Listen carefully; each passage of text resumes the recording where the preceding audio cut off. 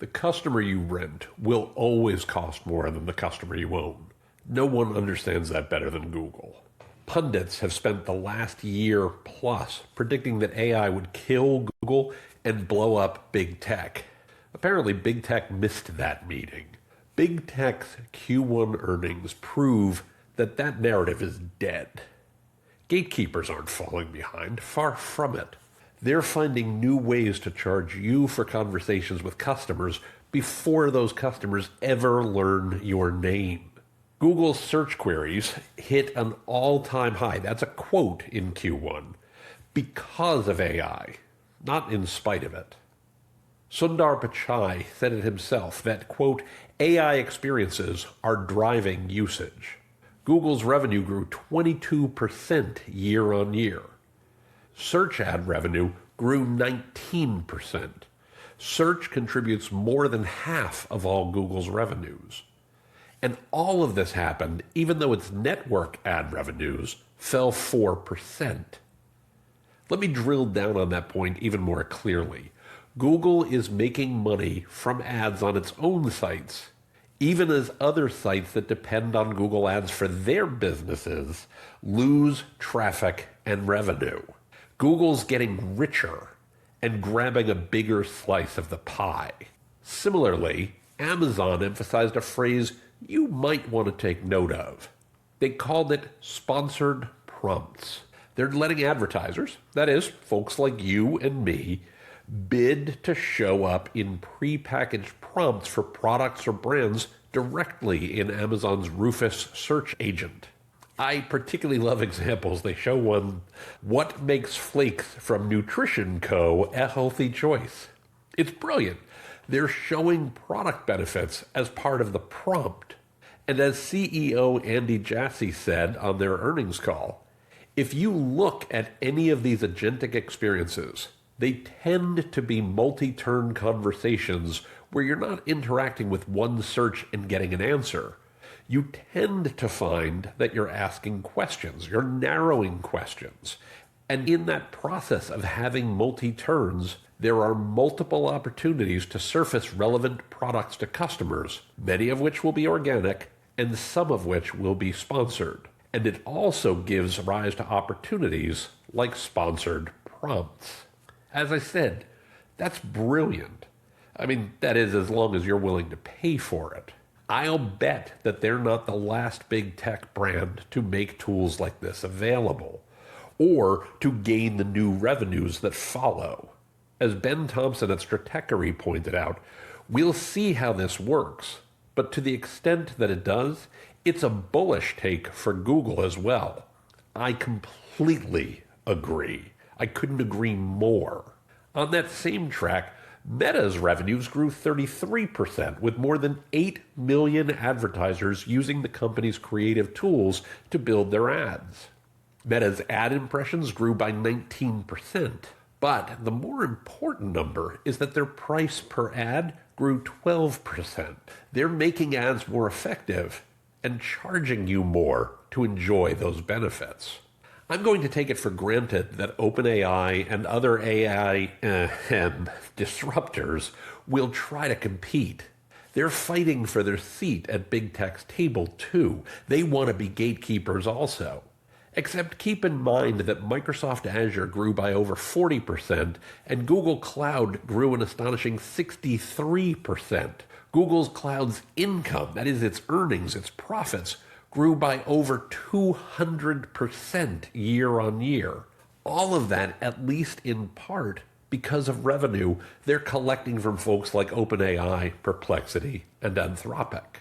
One throwaway line by Philip Schindler also caught my attention. He mentioned some new members that have joined their Universal Commerce Protocol Tech Council: Amazon, Meta, Microsoft, along with Salesforce and Stripe, and founding members Shopify, Etsy, Target, and Wayfair. Notice any companies missing from that group? Here's a hint. Their names rhyme with OpenAI, Perplexity, and Manthropic. You've heard me say this before. Gatekeepers gonna gate.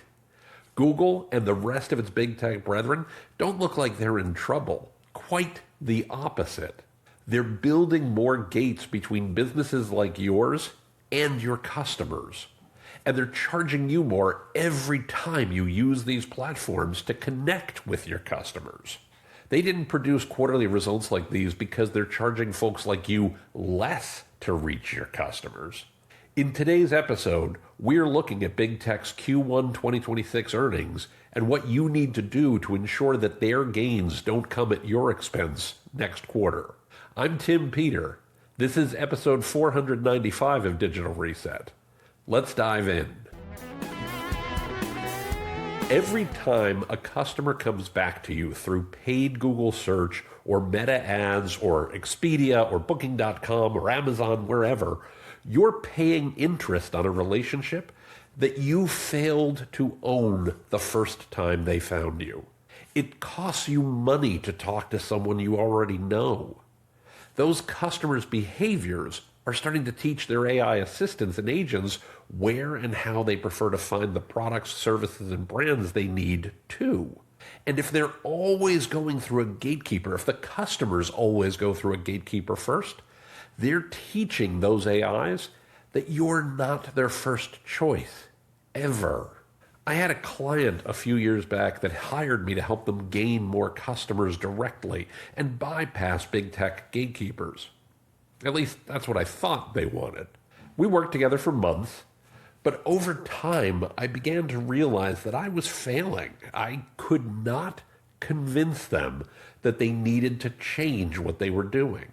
The resistance made sense in theory. They got a healthy share of their revenue from third parties with no upfront cost. I'm going to explain that more in a moment, and I'm deliberately not naming the gatekeepers to protect that client's anonymity. But the revenues they gained came with a heavy total cost, around 22% of each sale. As the client saw it, though, they only paid that 22% when the business materialized. Never mind that those sales cost them millions of dollars every year without fail. Millions. And keep in mind that these so-called partners didn't contribute 100% of their revenue. They paid those millions and had to find the rest of their business through other channels. Just far too often, not their own. Changing their behaviors required upfront investment that, for whatever reason, I simply couldn't convince them was worth the risk. And so we eventually decided that we should go our separate ways. Most of the team that I worked with either left or was let go. And last I heard, the company's in a deep hole and hasn't yet figured out a way out of it. That's not just about them, though. It's a big flashing red sign in big tech's earnings this quarter that shows what's coming for you. Yeah, sure, Google might not cost you 22%, at least not yet. And maybe ChatGPT is relatively affordable at the moment. But if you're paying for every customer, every day, every time, it adds up. And fast. Google is used by pretty much everyone on the planet. They didn't grow their search ad revenues 19% by finding another billion people to start searching. They did it by getting people to search more often, showing ads more often, getting people to click on those ads more often, or, as Philip Schindler's comments suggested, a little bit of each. As he noted on Google's earnings call, this is a quote, "We see AI overviews and AI mode continue to drive greater search usage and growth in overall queries, including in commercial queries. With the ability of AI to better understand intent, I think there is upside.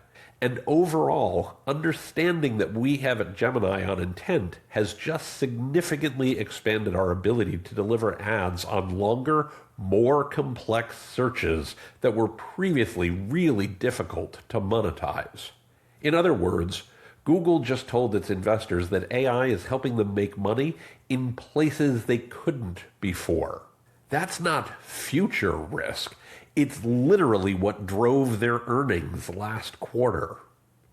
They're going to put themselves between you and your customers for an increasingly large share of customer activity. And you're going to pay for it. They just said that out loud. So is Amazon. So is Meta. So are Expedia and Uber and DoorDash and all of the rest. So are the AI companies. That's the game they're playing. If you're playing by their rules, you're already losing. It's time you change your game. How? My former client never really asked that question. Not really. Here's what I wanted them to do. First, you have to acknowledge the reality of what gatekeepers truly cost you. It's okay to use them the first time you talk to a customer, especially if it's someone you can't reach more easily on your own. But if you're paying every time you talk to your customers, you're digging a deeper and deeper hole for yourself. So maybe let's not do that. There are two tests you can and should use when evaluating partners and the role they play for your business. And I mean real partners. The first test is our gatekeeper test. Ask yourself two questions for every channel you're working with right now. One, are we using this platform to build our business, or are we building our business inside this platform? And two, who owns the data from this interaction with our customer? If you're using the platform to build your business and you own the data, congratulations. That's a core part of your hub. It's the place that allows you to connect directly with your customers. If you're building your business inside the platform, but you own the data, that's usually okay too. Just pay attention if the platform starts changing the rules or raising the rent. If you're using the platform to build your business, but you don't own the data, you might not actually be building your business. You're building the platform's business. If they own the data, regardless of where you're building, it's not your customer. It's theirs. You're renting demand. And as I opened today's conversation with, rented demand is always going to be more expensive than owned demand in the long run. The second test you want to put to work is the owned demand test. It's very simple. You ask these three questions. One, does your investment using this platform create a direct relationship? Does it lead customers to come directly to you the next time around? Two, does your investment make your brand easier to ask for by name? And three, most importantly, does the investment keep working once you stop spending? The more you answer yes, the better off you are. And if it's no up and down the list, you're not building owned demand. You're renting it. Again, one of these has a brighter future. It's okay to rent traffic once in a while, but it's a bad idea to rent demand month after month after month. As Big Tech's Q1 earnings prove, the difference between those two compounds to their advantage every single quarter. You know that gatekeeper's gonna gate. So my question for you is simple. Before you spend another dollar with a gatekeeper this week, run the owned demand test on that channel. If it fails all three questions, you know what you need to do. And if you know someone else who needs to hear this, send the episode their way. It might save them, their business, and you a world of trouble. Thank you so much for listening today. You can find the show notes for this episode and the full archive of past episodes at timpeter.com/podcasts. And if you're ready to go deeper on making your brand the answer that AI reaches for, my book, Digital Reset, Driving Marketing and Customer Acquisition Beyond Big Tech, is the roadmap you're looking for. You'll find a link to that in the show notes too.